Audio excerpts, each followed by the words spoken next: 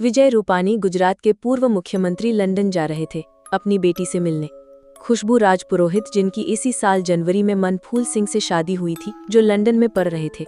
शादी के बाद पहली बार खुशबू अपनी पति से मिलने लंदन जा रही थी।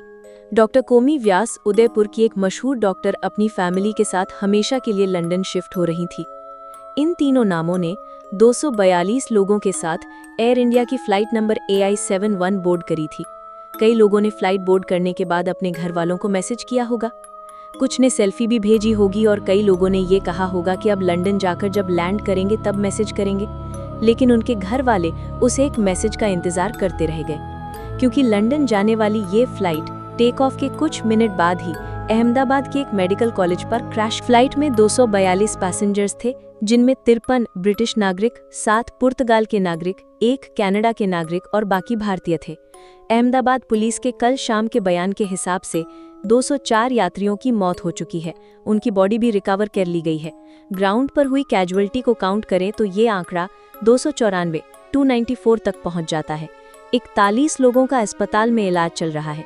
ये 41 लोग प्लेन के यात्री हैं या फिर उस मेडिकल हॉस्टल के छात्र हैं, इस बात पर अभी कोई क्लैरिटी आई नहीं है। शुरू में तो ऐसी खबरें भी आईं कि प्लेन क्रैश में जितने लोग प्लेन में थे, फ्लाइट में थे, उनमें से किसी की भी जान नहीं बची है।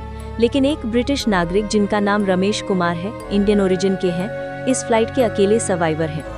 रमेश को 11A सीट असाइन करी गई थी, जो कि इमरजेंसी एग्जिट के करीब थी। सोर्सेज के हिसाब से जब प्लेन क्रैश हुआ और धीमा होने लगा तो उन्होंने इमरजेंसी एग्जिट खोलकर जंप किया, जिसकी वजह से उनकी जान बच गई। लेकिन आखिर ये हादसा हुआ कैसे, जिम्मेदारी किसकी है, कौन लेगा? आज की वीडियो में इसी पर बात करेंगे। एयर इंडिया की फ्लाइट नंबर 171, जिसका एयरक्राफ्ट बोइंग 787, जिसको ड्रीम लाइनर भी कहा जाता है, उसने लंदन के लिए अहमदाबाद के सरदार वल्लभ भाई अंतर्राष्ट्रीय हवाई अड्डे से उड़ान भरी थी। फ्लाइट रडार 24 एक वेबसाइट है दोस्तों, जो दुनिया भर की फ्लाइट्स को ट्रैक करती है। उसके हिसाब से प्लेन के सिग्नल टेक ऑफ के कुछ ही सेकंड बाद ही मिलने बंद हो गए थे। जमीन से 625 फीट की ऊंचाई तक उड़ान भरने के बाद अचानक से प्लेन नीचे आने लगा, जिसको एविएशन की भाषा में डिसेंड या सिंक होना कहते हैं। और दोपहर 1:38 पर अहमदाबाद के एक रिहायशी इलाके मेघानी नगर में एक ऐसी बिल्डिंग पर ये प्लेन क्रैश कर गया जहां पर लोकल डॉक्टर्स रहते थे। रिपोर्ट्स के हिसाब से प्लेन इस बिल्डिंग के मेस वाले हिस्से पर गिरा, जहां उस वक्त कई डॉक्टर्स लंच कर रहे थे। खबरों के मुताबिक फ्लाइट टेक ऑफ होने के तुरंत बाद पायलट ने एयर ट्रैफिक कंट्रोल में एक मेडे कॉल करी थी। मेडे कॉल एविएशन में एक डिस्ट्रेस सिग्नल कॉल होती है, और जब कोई हवाई जहाज ट्रैफिक कंट्रोल को मेडे कॉल करता है तो इसका मतलब होता है कि कुछ बहुत बड़ा लाइफ थ्रेटनिंग खतरा है। 1920 में शुरू हुई ये प्रैक्टिस आज एक ग्लोबल प्रोटोकॉल है, जिसका इस्तेमाल कल एयर इंडिया के पायलट ने प्लेन टेक ऑफ होने के कुछ ही सेकंड बाद किया। लेकिन जब एयर ट्रैफिक कंट्रोल ने उस कॉल का जवाब दिया तो बदले में एयरक्राफ्ट से कोई भी जवाब नहीं आया, और थोड़ी देर बाद आग और धुएं का गुबार अहमदाबाद के आसमान में छा गया। एविएशन एक्सपर्ट्स का कहना है कि फ्लाइट का डेटा रिकॉर्डर,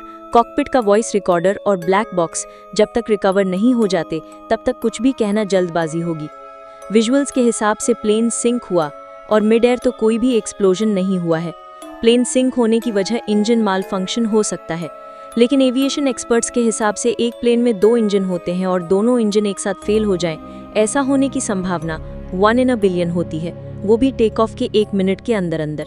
कॉकपिट से मेडे कॉल भी करी गई है, जिसमें कैप्टन सुमित अग्रवाल, जो कि इस फ्लाइट के लीड पायलट थे, उन्होंने एयर ट्रैफिक कंट्रोल को कहा, mayday, no thrust, losing power, unable to lift, जिसका मतलब है कॉकपिट में बैठे पायलट्स को अंदाजा हो गया था कि प्लेन में कुछ ऐसा है जो ठीक नहीं है, जिसकी वजह से प्लेन उड़ नहीं पा रहा।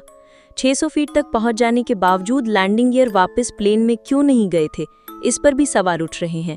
एक्सपर्ट्स कह रहे हैं कि क्योंकि लैंडिंग गियर वापस नहीं गए, ये एक और संकेत है इस बात का कि इंजन फेलियर हो गया था और वापस से लैंड करने की कोशिश हुई होगी। प्रॉब्लम एक है या प्रॉब्लम बहुत सारी, इस पर जांच के बाद ही कुछ कहा जाएगा या कुछ साफ हो पाएगा। सवाल बोइंग के ड्रीम लाइनर एयरक्राफ्ट पर भी उठ रहे हैं, जो कि कंपनी ने 8 जुलाई 2007 को लॉन्च किया था, जिसने 15 दिसंबर 2009 में अपनी पहली फ्लाइट ली थी। प्लेन की टिपिकल सीटिंग कैपेसिटी 242 पैसेंजर्स की होती है, यानी कल ये फ्लाइट पूरी भरी हुई थी। हालांकि मैक्सिमम कैपेसिटी 298 तक भी हो सकती है। एयर इंडिया ने पहली बार ड्रीम लाइनर की डिलीवरी सितंबर 2012 में ली थी। इसे लंबी दूरी के लिए इस्तेमाल किया जाता था, जैसे दिल्ली से लंदन, मेलबर्न और पर्थ। बोइंग के इससे पहले कई एयरक्राफ्ट क्रैश हो चुके हैं, लेकिन इनमें से ज्यादातर बोइंग के 737 एयरक्राफ्ट थे। दोस्तों, ये क्रैश इंडियन एविएशन में आज तक का सबसे बड़ा हादसा माना जा रहा है, और इससे पहले भी आपने सुना होगा कि कई ऐसे क्रैश हुए, लेकिन पूरा एयरक्राफ्ट क्रैश हो जाना भारतीय एविएशन इतिहास का सबसे बड़ा एक्सीडेंट है। बड़े दुख की बात यह भी है कि ये प्लेन एक बड़ी भारी आबादी वाले इलाके में क्रैश हुआ, और जिस बिल्डिंग पर यह क्रैश हुआ उनमें कई सारे रेजिडेंट और जूनियर डॉक्टर्स थे। आप एक बार को मेडिकल कम्युनिटी के लिए सोचकर देखिए कि उनके लिए कितना दुखद दिन था ये। ना सिर्फ उन्हें फ्लाइट में बैठे पैसेंजर्स की डेड बॉडी और इंजरीज से डील करना पड़ा, बल्कि उन्हीं की कम्युनिटी के कुछ और डॉक्टर्स की भी यही हालत थी जो उन्हें संभालनी थी। वैसे दोस्तों, प्लेन के टेक ऑफ किए 1 मिनट भी नहीं हुआ था। इस वजह से फ्लाइट का फ्यूल टैंक भी पूरी तरह से फुल था, और इस वजह से एक्सीडेंट के बाद एक्सप्लोजन और ज्यादा बड़ा हुआ। देश के नागरिक उड्डयन मंत्री राम मोहन नायडू अहमदाबाद पहुंचकर क्रैश साइट विजिट करी। टाटा ग्रुप ने भी मृतकों को 1-1 करोड़ रुपए की सहायता राशि देने की बात करी है, और जो लोग घायल हुए हैं उनका उपचार कराने के लिए भी बेस्ट मेडिकल फैसिलिटी देने की बात की गई है। साथ ही जिस मेडिकल फैसिलिटी पर यह प्लेन क्रैश हुआ उसे दोबारा बनाने का जिम्मा भी उठाया गया है। लेकिन भारत में हर कदम हादसा होने के बाद उठाया जाता है। उस फ्लाइट में कुछ लोग थे जो अपनों से मिलने जा रहे थे, कुछ बिजनेस ट्रिप पर जा रहे थे, कुछ गर्मी की छुट्टियां मनाने जा रहे होंगे, लेकिन अफसोस कि उनके घर वालों तक वो नहीं, उनके ना आने की बुरी खबर पहुंची होगी। ये साल 2024 कुछ ऐसा ही है दोस्तों। लोग अपनों के साथ छुट्टी मनाने पहलगाम गए तो आतंकवादी हमले में जान गंवा दी, ट्रॉफी का जश्न मनाने स्टेडियम गए तो भगदड़ में जान गंवा दी, और फ्लाइट में दूसरे देश जाने के लिए गए तो प्लेन क्रैश में जान गंवा दी। जितने भी लोग इस हादसे में दुनिया से जा चुके हैं, भगवान उन सब की आत्मा को शांति दे और उनके परिवार वालों को इस त्रासदी से जूझने की शक्ति दे। दोस्तों, लाखों लोग रोज फ्लाइट से यात्रा करते हैं। फ्लाइट यात्रा डेटा के हिसाब से सबसे सेफ है, लेकिन शायद जो लोग कल के बाद से फ्लाइट में बैठेंगे इस डेटा पर भरोसा नहीं कर पाएंगे। बाकी भगवान से और एक बार प्रार्थना करते हैं कि उन परिवार वालों को शक्ति दे।